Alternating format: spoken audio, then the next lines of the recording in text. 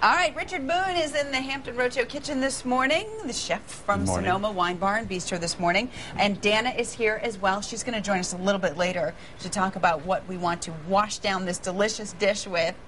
Something with a little bit of an Asian flair this morning. We're going to make a cucumber crab salad, and then we're also going to do some blackened tuna. Blackened tuna wrapped with nori seaweed. All right, well, let's start with the ingredients for the crab salad first. Okay. They're all laid out here lovely like. Basically, you start with an English cucumber, and we seed the cucumber. And the English cucumbers are the long, skinny ones. Right. They're better because they don't have as much seeds in them. What else are we going to use for the ingredients? Because this is the part where we just tell people everything that's going in the salad so they can write it down or make their grocery list. So we dice the cucumber. Once you dice the cucumber, we put that in there. A little bit of toasted sesame seed. This is a dried wakame seaweed, so it's in its dry form, but it'll be rehydrated by the citrus juice. Gotcha. What's that? Ginger? Pickled ginger. A little bit of chopped chives. Now, this dehydrated seaweed that you just put in there, where can people find that? You can find it in just about any Asian supermarket. Okay. The one we like to use is Four Seasons. It's right next to Town Center, so it's a nice Asian market right next to the Pembroke area of Virginia Beach. That was sesame oil. Yeah, we'll get to that. This is actually a soy marin gel. We use white soy sauce and a little bit of mirin rice wine, and then we thicken it with gelatin and agar-agar, and it becomes a gel that can be reheated. It's not going to be heated in this application, but it allows you to kind of put it into a shape that makes it elegant for the presentation. That's neat. Didn't mean to skip ahead. No, that's all right. What you got there? So we have some blended oil, which is a little bit of sesame oil and olive oil. This is honey. So we'll put a little honey in there. Diced pepper, so diced bell pepper. Very colorful. Some lemon juice and orange juice. And a little bit of rice wine vinegar. Okay. Then you just mix all that together. And that becomes the crab salad. Except we haven't put crab in it yet. Yeah, that's what we need. Because I pay attention. There you go. I'll keep mixing this. So we'll get the crab meat. And then we add some, this is Chesapeake Bay jumbo lump crab meat. So we'll add some crab meat to it, mix it all up together. Okay. Now, should I be really mixing it or just kind of folding it? So just folding it in. You don't break it into you don't pieces. Want to break up the jumbo lumps too much because you want people to be able to see it. We want people to know you sprung for the good stuff, right? Absolutely. We want to shred it in here. Absolutely. Okay, and this is a good complement to the blackened tuna that we're going to do? Yep, and then we have some beautiful big-eyed tuna. Big-eyed tuna here. Should I just set this aside? Do you want me to put it in the fridge? Actually, yeah, we'll just put it in the refrigerator. Okay. And then the tuna will get blackened, and we'll sear it in the pan, and then we'll wrap it with nori seaweed, and then we'll finish the dish. All right, that's a lot to do in the next segment, but we're going to get to it in just a few minutes. In the meantime, we'll go.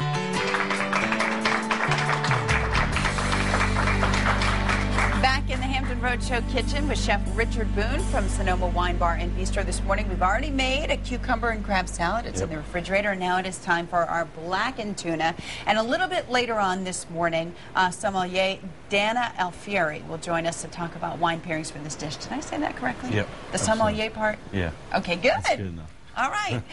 We'll meet Dana coming up just a little bit. Time for the tuna. Yes. The next part of this dish is we basically we make our own blackening seasoning, and then we coat the outside of the fish with blackening seasoning. It looks like a lot, but a lot of it will fall off the outside. Okay. So we just coat all the sides of the tuna with blackening seasoning. And this is a very hot pan. Very hot pan. You want to have a really hot pan so that you can sear the fish without cooking the inside, because it's basically a sushi preparation. So the idea is to leave it uncooked in the middle. Yes, this is a sushi grade fish. This is a #1 ahi tuna, which is a big-eye tuna. So if you were going to make this at home and you're going to the seafood counter, you need to ask. Do you need to ask for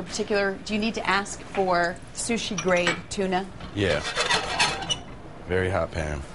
And some folks may, have questions about, whether it's safe to eat sushi, raw fish, things like that. What would you tell them about a dish like this when they say, wait a minute, it's not cooked in the middle? I would say you definitely have to buy your fish from a reputable fishmonger. But as long as you get good fish from a good place, then you should be okay eating it, raw. All right. And you said the pan is very hot. They're not going to be in there for long. Nope, that's it. That's it? Long enough to just sear them on both sides. Sear that blackening seasoning onto the outside of it. And then that's it. And out they come. Now, do you let them cool before you wrap them in the seaweed? Actually, when they're a little bit warm, the moisture from the tuna actually makes the seaweed wrap a little easier. Because they can get the seaweed is a little brittle if you don't put something on there. So we take the nori seaweed, it's a dried seaweed, and we put the shiny side down, and then with a little water, we just coat the wrap. It moistens it up, and you'll watch in a second, it'll shrink. It'll pretty much just shrink wrap itself around the outside of the tuna. Neat. And the nori seaweed folks can also buy at the Asian market? Same Asian supermarket. So what we do is we wrap each one like that, and it looks a little dry now, but by the time we go to cut it, it'll basically shrink itself around the outside of it. All right, we're going to let you finish that. We'll introduce you to Dana when we come back.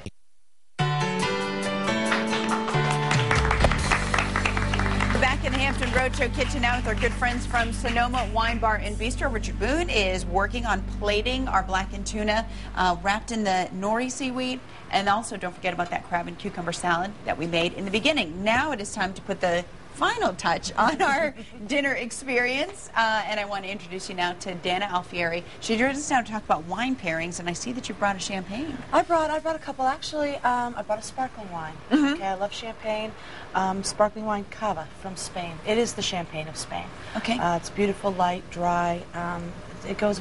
That's my rule of thumb.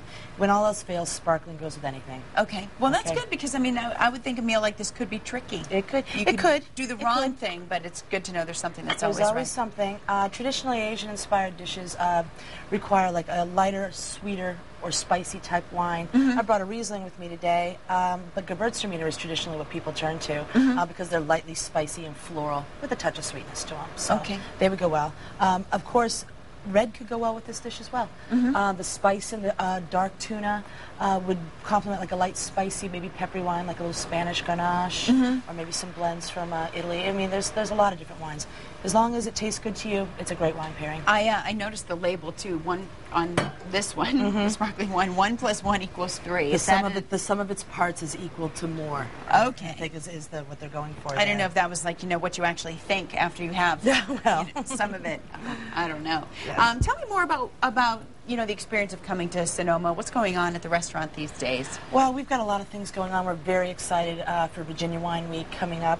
We're featuring a wine dinner with Chatham Vineyards on the Eastern Shore. We're looking forward to that. Chefs planning a delicious menu, and we're going to feature their wines. We do run monthly wine dinner series and monthly wine tastings, and we're always open for you to come in. All of our wines are served in 5-ounce and 2-ounce pours. So you can come in so you can try different ones. Absolutely. Without thinking 1 + 1 = 3. Yes, exactly. And we encourage that. We want you to try and be exposed to as many different wines as possible. And we have almost 60 wines by the glass. Wow. Yes. All right. Well, thank you very much, Dana, for coming in and telling us about what's happening at Sonoma and recommending our wine pairing for this dish that is getting more beautiful by the moment. Almost too pretty to eat, but that's not going to stop us around here. I was going to show you the slice of the tuna. So basically we wrapped it with the seaweed, and it's now shrink wrapped itself around the outside. Yeah. So we sliced it into portions for service. And then we just set it right on top of the crab salad. It's really colorful. Our producer is asking that we turn a piece to the side so we can see the inside. So our overhead camera can get you. I'm sure this. You can turn all the plates actually to make it so. There you go. Isn't that pretty? You got that? See how that looks? It's just that quick sear on the outside, beautiful rare on the inside. Yeah, can you hand me those? Perfectly safe to eat. And what's in these bottles? This is one bottle is a spicy mayo, which is made with mayonnaise, a masago, which is a flying fish roe. Those are eggs. Those are fish eggs. That's what roe means. And a little bit of sriracha hot sauce. And the sriracha hot sauce just kind of makes it that orange color. And then this is a sweet lemon wasabi coulis. So this is a mayonnaise-based sauce as well, but it's made with wasabi powder.